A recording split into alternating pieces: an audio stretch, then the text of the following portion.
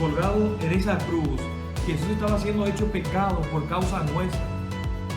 Siempre en todas mis oraciones, rogando con gozo por todos Jesús vosotros. murió en nuestro lugar. Él tomó sobre sí.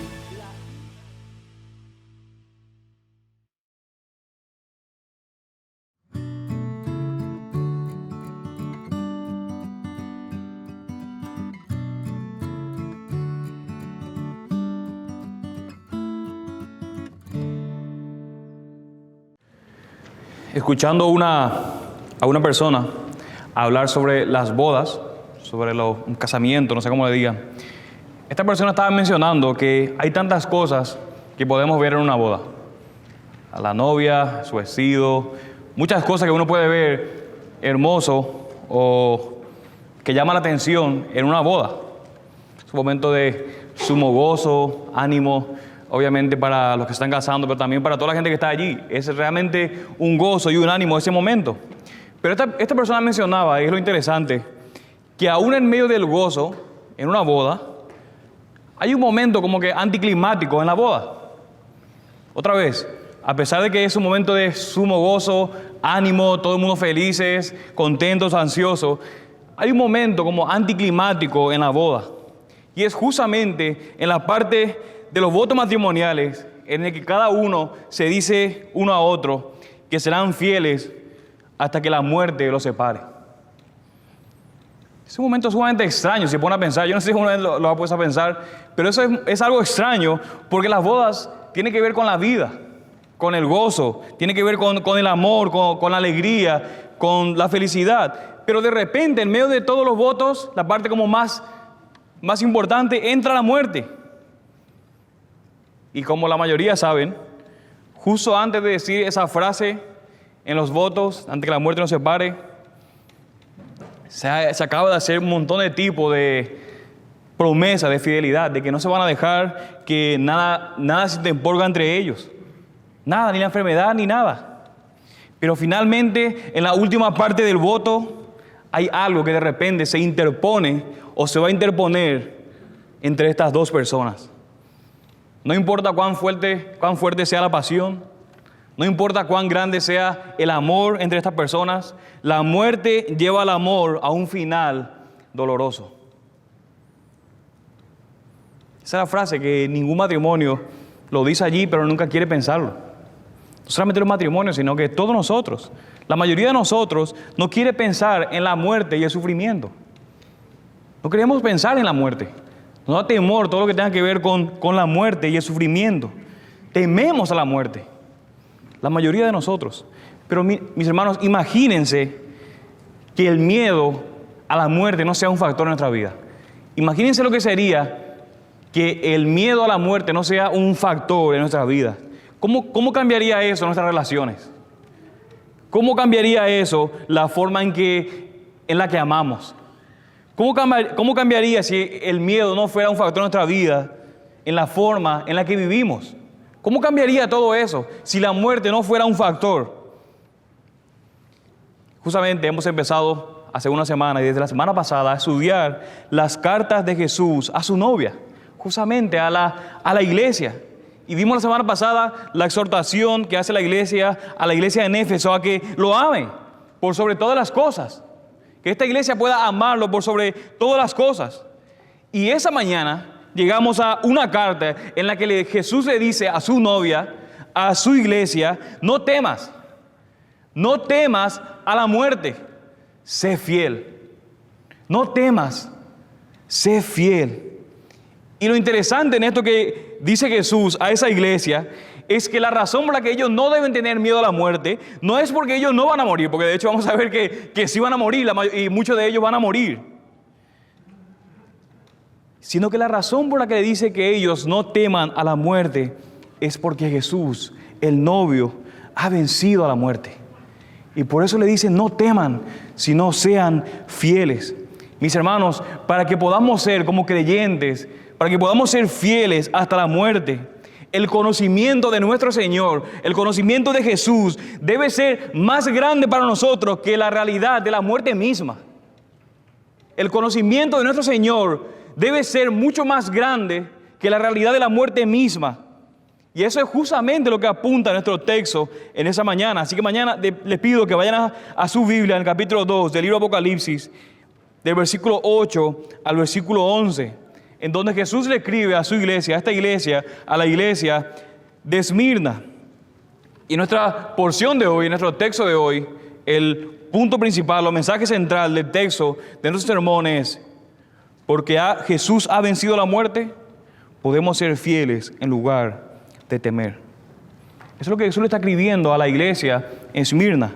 Porque he vencido la muerte, pueden ser fieles en lugar de temer. Así que para ayudarles un poco, este es el bosquejo de nuestro sermón en esta mañana. En primer lugar, en el versículo 8, nuestro Dios murió y se levantó de nuevo. Ese es el texto, el punto principal, el versículo 8.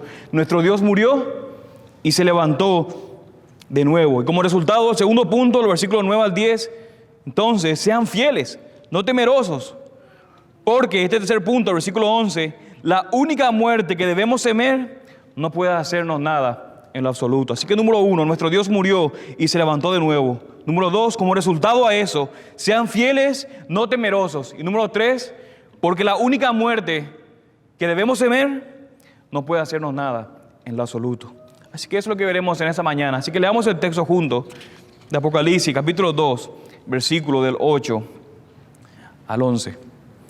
Y escribe al ángel de la iglesia en Esmirna, el primero y el último, el que estuvo muerto y ha vuelto a la vida, dice esto. Este es el que habla. Yo conozco tu tribulación y tu pobreza, pero tú eres rico. Y la blasfemia de lo que se dicen ser judíos y no lo son, sino que son sinagoga de Satanás. No temas lo que estás por sufrir. He aquí, el diablo echará a alguno de vosotros en la cárcel para que seáis probados. Y tendréis tribulación por 10 días. Sé fiel hasta la muerte, y yo te daré la corona de la vida. Versículo 11. El que tiene oído, oiga lo que el Espíritu dice a las iglesias. El vencedor no sufrirá daño de la muerte segunda. Vamos a orar. Padre Santo, te alabamos, Señor, porque tú eres el primero y el último, Señor, el alfa y la omega. Pero también eres, Señor, el que ha muerto, pero ha vuelto a la vida, Señor. Este es el Rey, el Señor soberano, que habla a esta iglesia y que nos habla a nosotros y que gobierna a nosotros y gobierna todo lo que hay, Señor. Así que te pedimos, oh Dios, que en esta mañana, mediante tu palabra, te podamos exaltar y verte a ti, Señor, como glorioso, Dios, para que cuando nos enfrentemos a la realidad de la muerte física, oh Dios, el conocimiento de tu gloria, Señor, de lo hermoso y maravilloso que tú eres, socave, Señor, cualquier temor que pueda existir en nosotros. Así que ayúdanos, Señor, esta mañana, y ayúdame a mí, oh Dios, para exaltarte por sobre todas las cosas en este texto y que pueda ser fiel, Señor, a tu palabra y a ti. Ayúdame, Señor. Es en tu nombre que oramos todo eso. Amén y amén. Así que punto número 1. Nuestro Dios murió y se levantó de nuevo, en el versículo 8. Ahora, para pensar un poco en esa iglesia, Jesús está enviando esa carta, como bien lo dice el título, a la iglesia en Esmirna. Esmirna es la ciudad moderna de Izmir en Turquía. Yo creo que Izmir literalmente parece que significa Esmirna, pero así se llama, no es el nombre, Izmir en Turquía, la ciudad moderna. Es como la tercera ciudad más grande que existe en Turquía. Pero anterior a ese tiempo que está escribiendo Jesús, esta ciudad había atravesado por un montón de momentos difíciles. Básicamente esta ciudad había sido destruida, había sido muerta y se había reducido como a un montón de pequeñas aldeas nada más. Esto es lo que estaba pasando.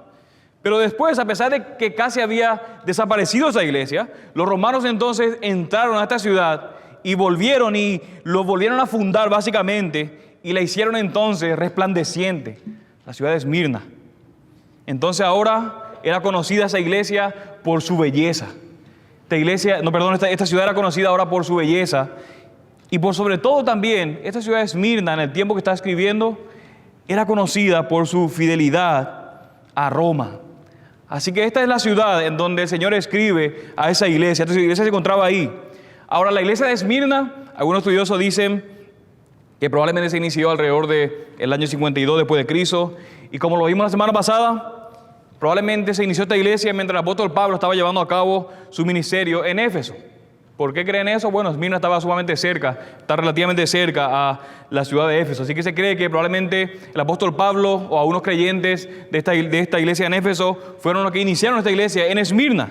Y así que esta es la iglesia que el apóstol que el apóstol Juan está escribiendo aquí. Se encontraba en esta ciudad que era reconocida por su belleza, por su hermosura y por su fidelidad a Roma. Así que como en todas las cartas, la carta anterior y las cartas siguientes, Jesús se dirige entonces a esta iglesia usando imágenes extraídas en la visión del capítulo 1. ¿Se recuerdan en el capítulo 1? Hay una visión. Jesús utilizando parte de una imagen que dio en el capítulo 1 para dirigirse ahora a esa iglesia. Y aquí en esa carta, a esa iglesia, se identifica a sí mismo el Señor Jesús como el primero y el último. Noten ahí, al principio del versículo 8. Y escribe al ángel de la iglesia en Esmirna. Noten allí, subrayenlo, el primero y el último. Ahora, ¿qué significa eso? Esto es sumamente obvio para todos. Jesús está atribuyéndose a sí mismo de la manera más específica posible, aunque para nosotros tal vez no, porque no estamos acostumbrados como ellos estaban acostumbrados a estudiar la palabra en el Antiguo Testamento. Cuando ellos leían eso, Jesús automáticamente se estaba atribuyendo a él de la manera más específica posible de su divinidad. Está diciendo, yo soy Dios. ¿Cómo yo puedo llegar a esta conclusión? Bueno, él está utilizando las imágenes o la idea que Isaías, el profeta, lo hace en su libro. Miren lo que dice el capítulo 41, versículo 4 de Isaías. Yo, el Señor, soy el primero y con los postreros soy. Está hablando Dios aquí en el Antiguo Testamento, en la carta de Isaías. Y el contexto de este capítulo 41 en Isaías es como que Dios haciendo la declaración de que no solamente Él es el creador, de que no solamente Él hizo todas las cosas, sino que también Dios es quien gobierna a toda la historia. Ese es el contexto de Isaías en el capítulo 41. Dios no solamente es el primero y el último, no solamente es el creador de todo, sino que Él es el que gobierna toda la historia. Y luego unos capítulos después, en el capítulo 44, versículo 6, Dios vuelve a decir otra vez, yo soy el primero y yo soy el último, y fuera de mí no hay Dios. Aquí está siendo más exclusivo todavía, está apuntando a la exclusividad de Dios. No hay otro Dios, no hay otro Dios, sino nuestro Dios. Y finalmente, unos capítulos después, en el capítulo 48, versículo 12, vuelve a decir, óyeme, Jacob, Israel a quien llamé, yo soy primero y también soy el último. Así que mis hermanos, cuando Jesús está diciendo aquí, yo soy primero y el último, no solamente está afirmando ser como uno de los dioses o como un Dios, sino que le está reclamando la divinidad total aquí. Y no solamente eso, sino que al usar el lenguaje de Isaías, no solamente está diciendo que Él es Dios, sino que está explicando lo que significa esa frase. En otras palabras, yo soy el único Dios. Iglesia, yo soy el único Dios. Yo soy quien cree y quien creó todo y soy soberano sobre todas las cosas. Y todo lo que sucede lo gobierno como parte del Dios uno y trino, Padre, Hijo y Espíritu Santo. Y aunque obviamente no es parte del texto hablar de la Trinidad, aquí tenemos un versículo glorioso acerca de la Trinidad, de la divinidad de Dios y la divinidad de Cristo. Así que Él empieza aquí con una declaración impresionante, una declaración maravillosa y un recordatorio desde el principio, desde el comienzo del versículo. ¿Por qué debían ellos y nosotros a la vez escuchar al Señor Jesús? Pero Jesús no solamente se detiene allí, afirmando su divinidad y que Él es el soberano y que controla toda la historia, sino que después allí, como ven allí después de la coma, dice, el que estuvo muerto y ha vuelto a la vida. Ahora mis hermanos, yo no sé ustedes, pero yo leo eso, me explota la mente. ¿Cómo es que el primero y el último muere? ¿Cómo es que el Dios soberano de todas las cosas y quien gobierna todas las cosas puede morir? ¿Qué mente humana siquiera puede imaginarse a Dios pudiendo morir? Y no solamente pudiendo morir, sino que de hecho moriría el Dios soberano y creador de todas las cosas. O sea, Él es el antes y el después de todas las cosas. Sin embargo, entra a la historia y muere y resucita entre los muertos. ¿Cómo puede morir el que es eterno? Yo no sé cómo pero sí sucedió. El Dios soberano y eterno, el último, el primero y el último, muere, pero resucita.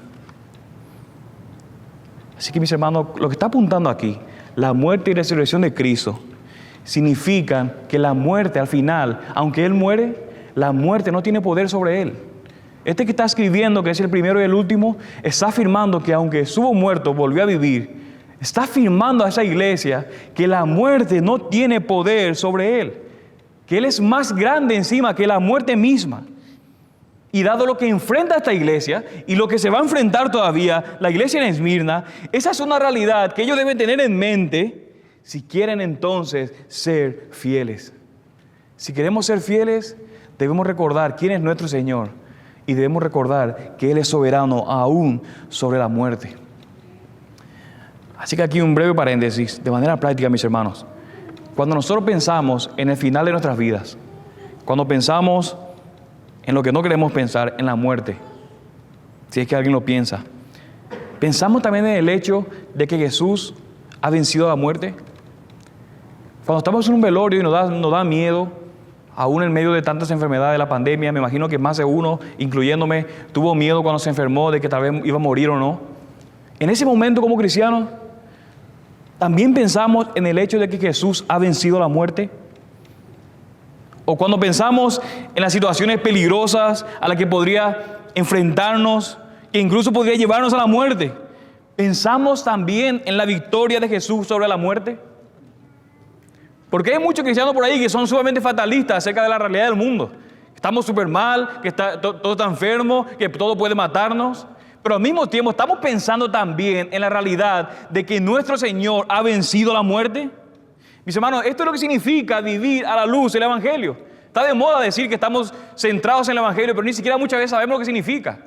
Esto es lo que significa justamente, es aplicar la verdad del Evangelio, las buenas nuevas de Jesucristo, quien ha sido crucificado, pero también ha sido resucitado. Es aplicar cuando mi temor llega a la muerte, cuando estoy lleno de temor de la muerte, del sufrimiento, de esta enfermedad que probablemente me puede llevar a la muerte, cuando estoy lleno de temor, el creyente aplica la verdad del Evangelio de que Jesús es más grande que la muerte, y eso nos debe dar valor. Eso nos debe dar valentía.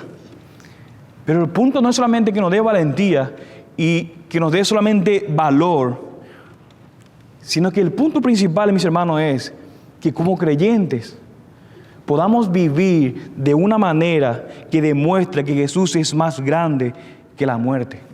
Y es allí cuando glorificamos a Cristo. No solamente ser ahora el valiente de todo el mundo y que no le importa nada y no usa mascarilla porque se le da la gana, porque si me muero lo que sea. ¿Han escuchado eso? El punto no es ahora ser el más valiente y corajudo de todo el mundo. El punto es que podamos vivir de una manera que demuestre, no que tú eres el Superman, sino que nuestro Señor es más grande que la muerte. Y de esa manera glorificamos a Cristo, aun cuando me cueste la vida. Y cuando venga el temor a la muerte, cuando venga el sufrimiento que va a llegar, aun cuando estemos en medio de una situación sumamente difícil, mis hermanos, porque conocemos a nuestro Señor, descansamos también en su control. Pero déjame decirte hoy, mi querido amigo, que estás aquí hoy, que tal vez no eres creyente. Si no conoces a Cristo, si no conoces a este Jesús que estamos hablando aquí en este versículo, déjame decirte que no conoces a aquel que ha vencido la muerte y a aquel que nos ha librado del temor a los creyentes. No lo conoces. Así que te invito a que pienses y reflexiones en su gloria en esa mañana. Piensa nada más, cuando estamos escuchando y exponiendo el texto, piensa nada más en la forma en la que este Señor, en la que este Jesús murió para proteger a otros, pero también para librar a aquellos que confiarían en Él del poder del pecado y de la muerte. Pero cuando pienses y reflexiones en eso, reflexiona también que a ti también puede librarte. Él puede salvarte porque Él es poderoso para salvar. Él es la única esperanza, mi querido amigo, que tienes para ser librado del poder del pecado y de la muerte. Así que arrepiente de tu pecado y confía en Él. Pero mis hermanos, estas son verdades que deben impregnar nuestros corazones. Nunca hemos tenido, nunca vamos a tener una visión lo suficientemente alto de nuestro Señor. Esto debe impregnar nuestros corazones. Jesús es el primero y el último, quien murió y volvió a la vida, quien es más grande que la muerte y quien ha conquistado la muerte. Y en segundo lugar, miren lo que dice Jesús, versículo 9 al 10. Porque yo soy ese, el que resucitó entre los muertos, le dice a la iglesia, sé fiel. Dice, no teman, sean fieles. Noten el versículo 9. Yo conozco tu tribulación y tu pobreza. Y entre paréntesis allí, pero tú eres rico. Y la blasfemia de los que dicen ser judíos y no lo son, sino que son sinagoga de Satanás. No temas, no temas lo que estás por sufrir. He aquí el diablo echará a algunos de vosotros en la cárcel para que seáis probados. Y tendréis tribulación por 10 días. Sé fiel hasta la muerte y yo te daré la corona de la vida. Es notable, mis hermanos, que inmediatamente después de presentarse quién es Él, inmediatamente Jesús se identifica con el sufrimiento que está experimentando esa iglesia de Esmirna. Sufrimiento desde afuera, sufrimiento desde adentro, de todas partes. Está en una iglesia sumamente afligida. ¿Y qué le dice Jesús? Yo sé, noten, yo conozco tu tribulación. Le dice, yo conozco tu sufrimiento. Yo conozco tu pobreza. Como buen puertorriqueño dicen aquí, ¿por qué rayo Jesús le dice eso? ¿Cómo que tú eres pobre? ¿De qué está hablando el Señor Jesús aquí en ese momento? Ahora el contexto de esta situación, de esta ciudad, nos va a ayudar a entender por qué Jesús está diciendo todas estas cosas. Cuando pensamos en el mundo romano en ese tiempo, para que una persona pueda vivir bien en la sociedad o tener una buena vida en el Imperio Romano, no bastaba nada más con ser ciudadano romano. Eso era algo importante, pero eso no era lo único. Sino que para que uno pueda trabajar y para que uno pueda mantenerse a sí mismo y para que uno pueda mantenerse a su familia, tenía que ser ciudadano romano, no necesariamente, sino que el punto principal era que tenías que participar del culto o la adoración imperial. Ese era el más importante. Podrías no ser ciudadano romano, pero todos, sin excepción, debían participar en el culto o en la adoración imperial. A menos una vez al año tenías que ir al templo imperial y hacer un sacrificio al César y declarar que César es el Señor. César es el Kyrios, César es Dios. Todos sin excepción, no había nadie. Pero aún en medio sin la excepción, solamente había un grupo de personas que tenían una excepción para hacer esta regla. Y eso eran justamente los judíos. Por varias razones, a ellos se les había dado una excepción al requisito de participar en el culto o en la adoración imperial. Solamente los judíos, nadie más tenía la excepción. Solamente los judíos. De manera que al principio, cuando vinieron los cristianos, las autoridades romanas, ellos trataban a los cristianos como una secta dentro del judaísmo. Decían, bueno, los judíos no lo quieren tanto, así que probablemente sea una secta, porque surgieron un montón de sectas de los judíos. Así que bueno, el cristianismo es una secta más de ellos. Así también, de esa manera, los cristianos entonces estaban viviendo bajo esa excepción a la regla, porque pensaban que eran judíos, aunque eran una secta de judíos, eran judíos. Pero parece que en los años 90, después de Cristo, un poquito antes que se escribe esta carta, aquí en Esmirna y parece que en varias ciudades del Imperio Romano, los judíos locales, específicamente de Esmirna, ellos iban a las autoridades y les decían, esos cristianos no son judíos. Blasfemaban y calumniaban a los cristianos. Nosotros somos los judíos de verdad, ellos no. Así que ahora puede imaginar ahora la angustia y la dificultad que había causado, dado que cuando leemos la Biblia en Hechos, muchos de los primeros creyentes eran judíos y ellos seguían pensando en sí mismos de esa manera, como judíos. De hecho, ellos se veían a ellos como los verdaderos judíos o los que vivían de acuerdo a lo que apuntaba realmente el judaísmo. De manera que esta excepción del culto imperial obligatorio comenzó a eliminarse de las comunidades cristianas locales. ¿Y qué pasó? Eso llevó a que los cristianos tengan que tomar una seria decisión. Negar su fe de que Jesús es el Kyrio, de que Jesús solamente es el Señor, o sufrir las consecuencias. No te quedaba de otro.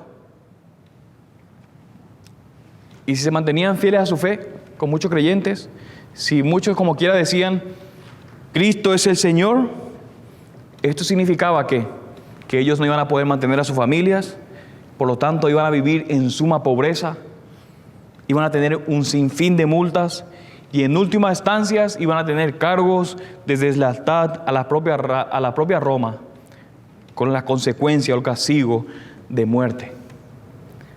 Así que esta es la situación en la que se encontraba la iglesia de Esmirna.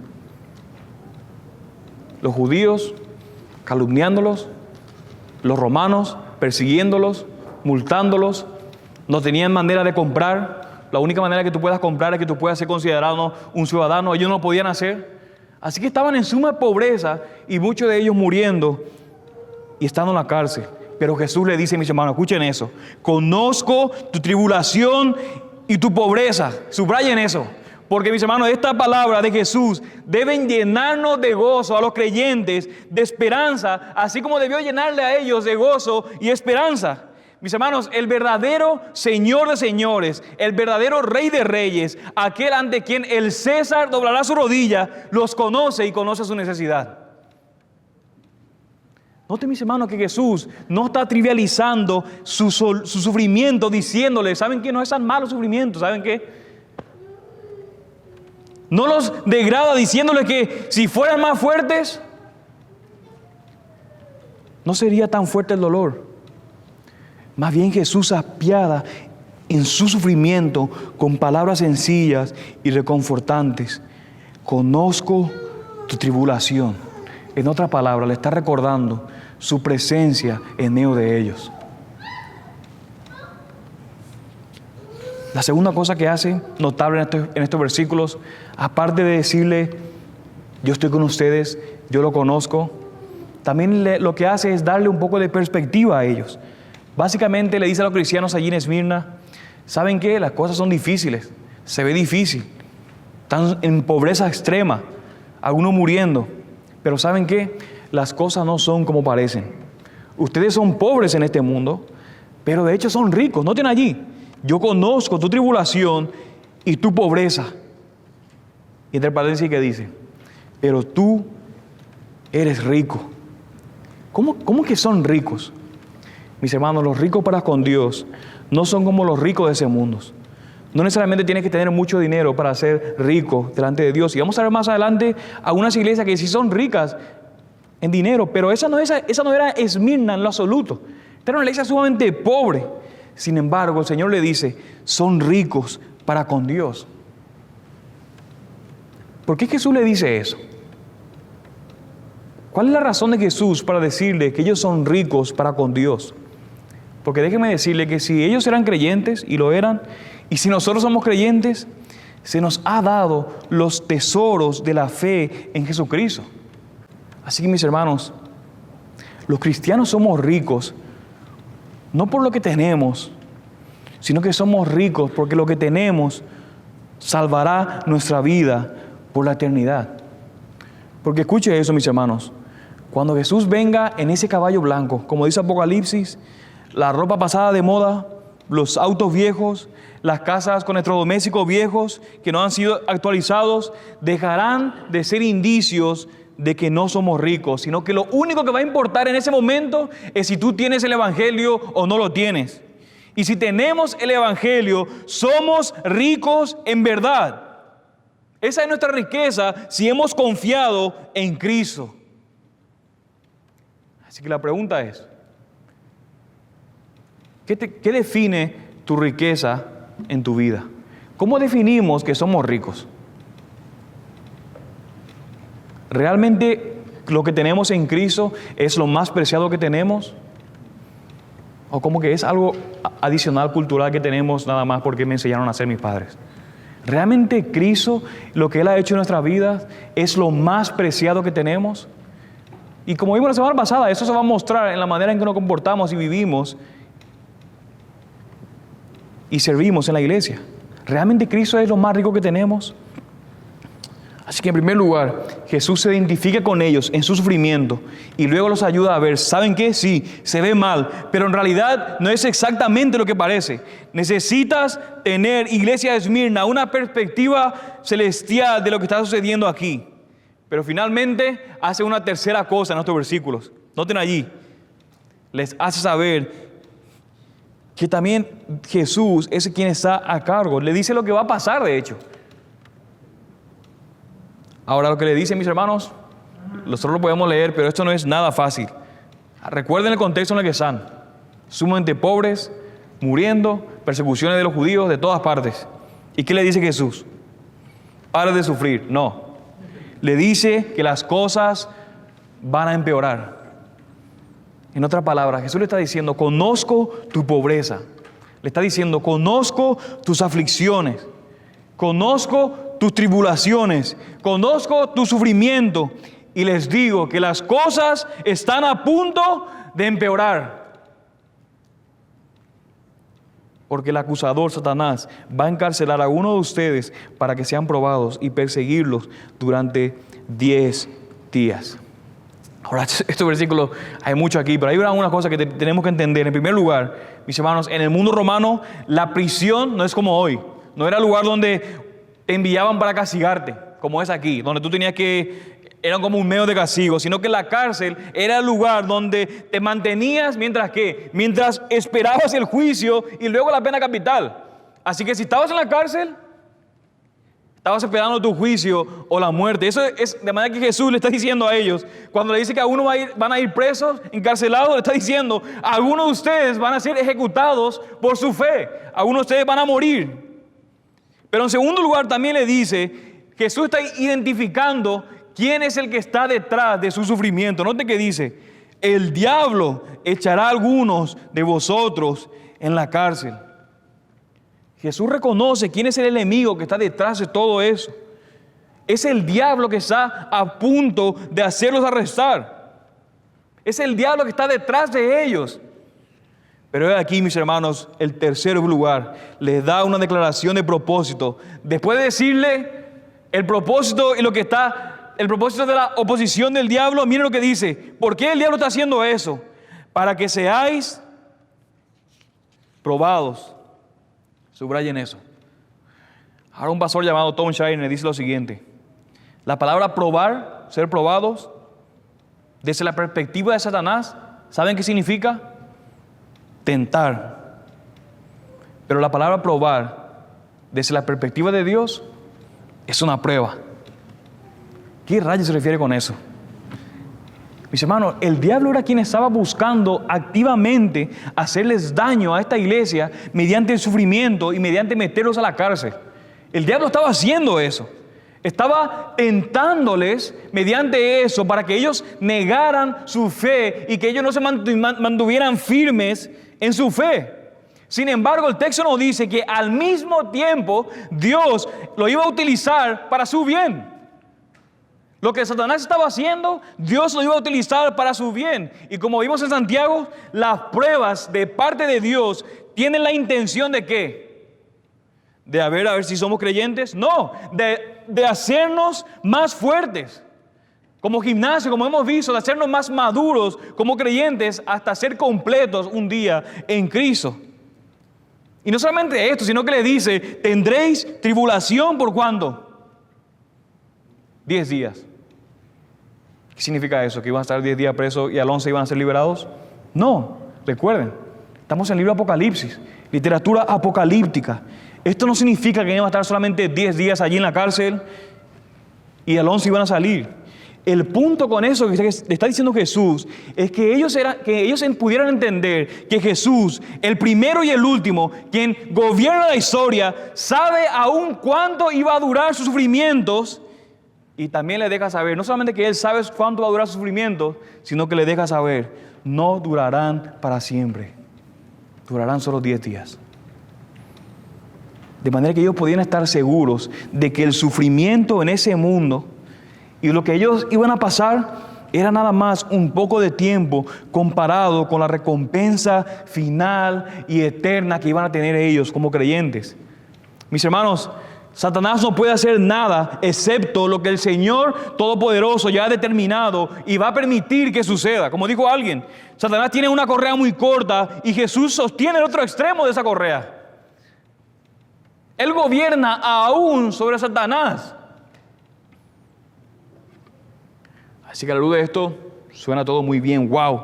¿Por qué entonces vamos a temer? Yo pudiera preguntarle, ¿por qué entonces temer todo lo que este mundo puede arrojarnos?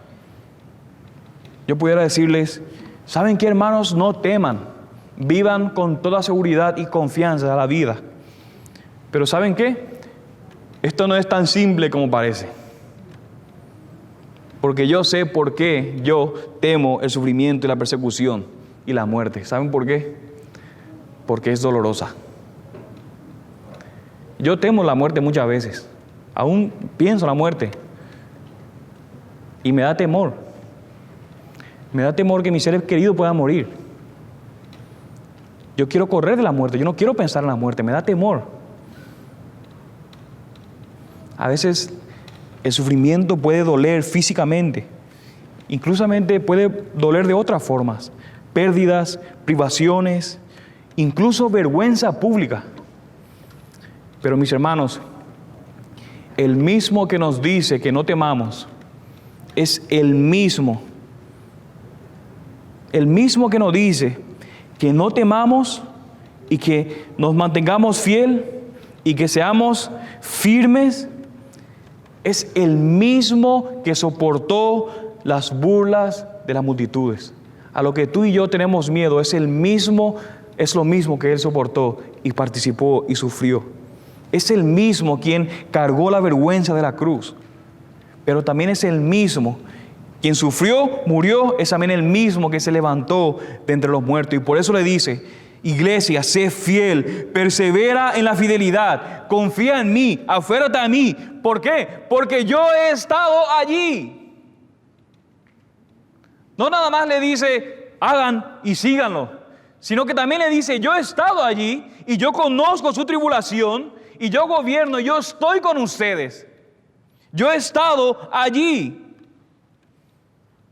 Yo sé cómo ayudarte. Y al otro lado de todo ese sufrimiento, cuando pase los 10 días, te daré la corona de la vida del vencedor. ¿Por qué Jesús le va a dar la corona de vida al vencedor? Porque es Él, porque Él ha vencido y Él puede dárselo a quien se le da la gana, porque Él es el Rey y soberano. Y el Señor dice que le dará a todos los que perseveran hasta el final. Es el mensaje que una y otra vez se repite en el libro de Apocalipsis. El que persevera, el que persevera, el que persevera hasta el final. Así que mis hermanos, Jesús es quien tiene control de todo y es quien está a cargo de todo. Las pruebas, el dolor, el sufrimiento, la persecución pueden ser difíciles y van a ser difíciles. Pero ¿saben qué? No durará para siempre. Y lo peor que pueden hacernos, ¿saben qué es? Matar nuestros cuerpos. Eso es lo peor. Y Jesús nos hace saber que esta no es solamente una batalla física. Otra vez, una batalla espiritual. Satanás está allí. Pero la misma maldad diabólica que llevó a Jesús en la cruz es también la misma que está en contra de su pueblo hoy. En contra de nosotros, de los creyentes. Buscando como león rugiente a quien devorar. Esto no es dejarlo de lado como que no hay nada, no pasa nada. Esto es solamente como que los pentecostales allí solamente piensan que lo satanizan todo. A veces sí, pero no significa que eso no significa nada. Realmente hay un enemigo ardiente buscando a quien devorar. Está atrás de nosotros y de su pueblo. El mismo que estuvo detrás de la muerte de Cristo. Sin embargo, Jesús también nos deja saber que ese mismo que está detrás ardientemente es el mismo que ha sido completamente derrotado. Es el mismo que ha sido completamente desarmado. Y como dijo alguien, lo ha dejado en ridículo por la cruz y por la resurrección. De manera, mis hermanos, dejemos que el diablo haga lo peor, que actúe. Porque al final Jesús ya ha ganado. Que haga lo que quiera hacer, porque Jesús ya ha ganado. Y por fe, los creyentes, quienes estamos en Jesús, ganaremos la corona de vida. Mis hermanos, cuando la muerte pierde control en nuestra vida, cambia completamente la forma en que vivimos. Pasamos del miedo, del temor, ¿a qué cosa? A la fe. Pasamos de la cobardía a la confianza. Como dice alguien, pasamos de jugar a la defensiva todo el tiempo a estar ahora en la ofensiva, porque estamos jugando en el equipo que no solamente gana, sino que estamos jugando en el equipo que ofrece vida. Así que aquí, mis hermanos, la conclusión de las palabras de Jesús. Le dice, sean fieles, no teman, porque en tercer lugar, la única muerte que importa no puede lastimarlos en lo absoluto. En el versículo 11, el que tiene oído, oiga lo que el Espíritu dice a las iglesias. El vencedor no sufrirá daño de la muerte segunda. Como dije al comienzo, mis hermanos, pasamos toda nuestra vida teniendo temor a la muerte y dejando que el temor nos controle.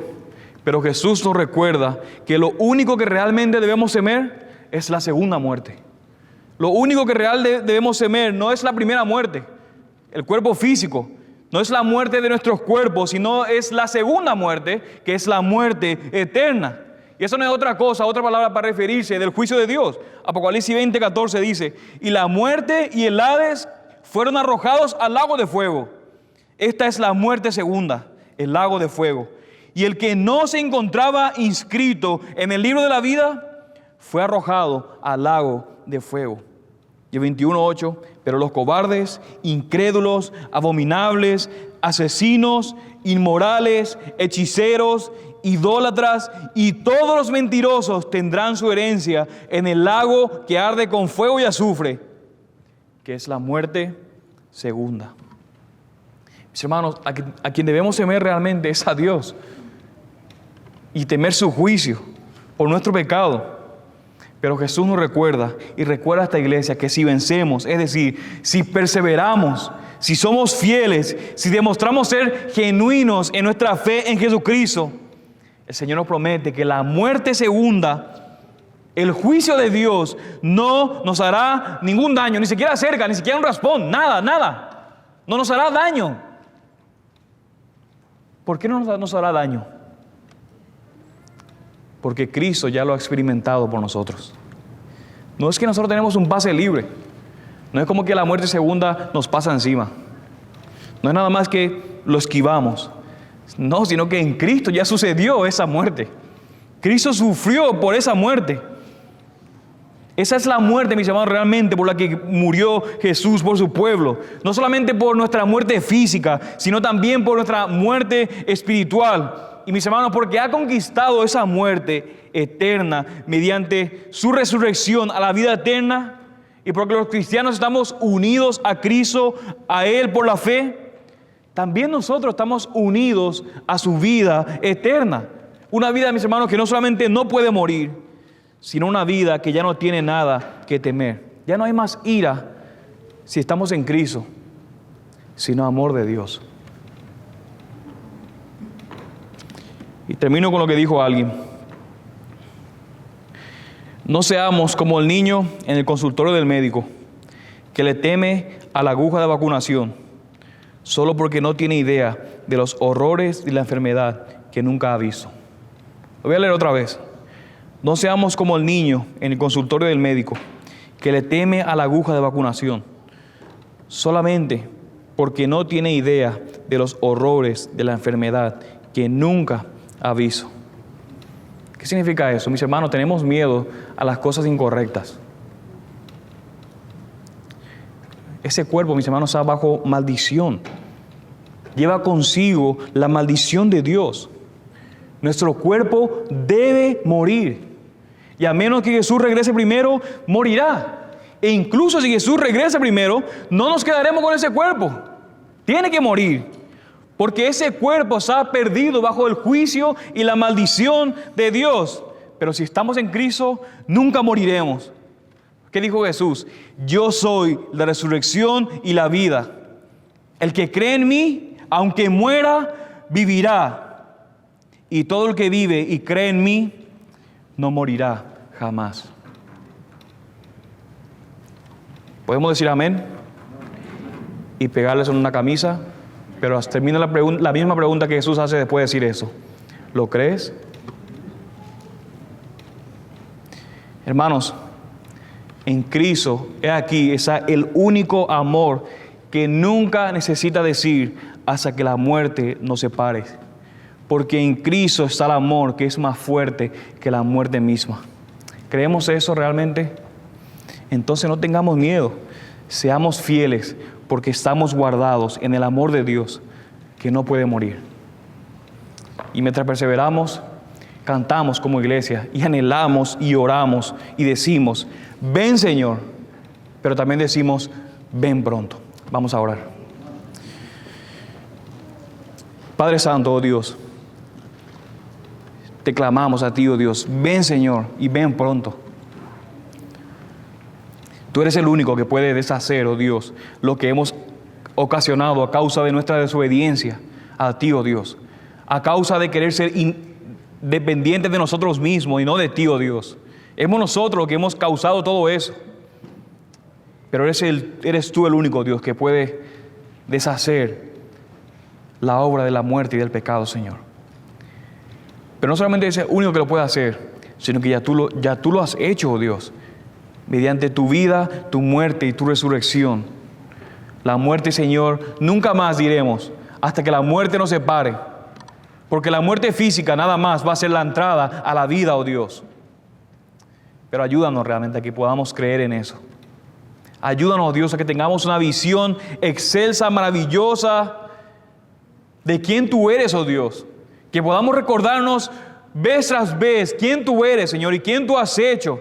Y que cuando venga el temor, porque va a venir, oh Dios, cuando venga el sufrimiento, cuando venga, Señor, hasta la muerte en los más seres queridos y que nos cause sumamente dolor, porque nos va a causar, oh Dios, tú dices, yo conozco, yo estoy con ustedes.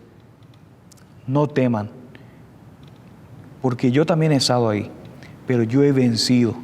Y porque ustedes están unidos a mí, ustedes vencerán.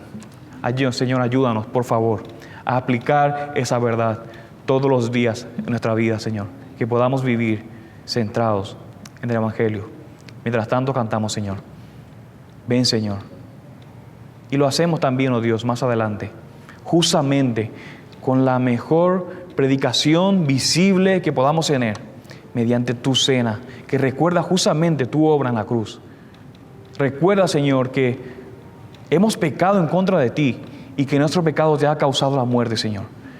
Pero, Señor, cuando ingerimos el pan y tomamos el vino, Señor, también recordamos que estamos unidos a ti. Y porque estamos unidos a ti, somos más que vencedores en ti. Así que gracias, oh Dios. Gracias, Señor, porque podemos ver el Evangelio por todas partes, Señor. Pero ayúdanos a vivir de acuerdo a ese Evangelio. Es en tu nombre que oramos y cantamos. Ven, Señor, y ven pronto. Amén y amén.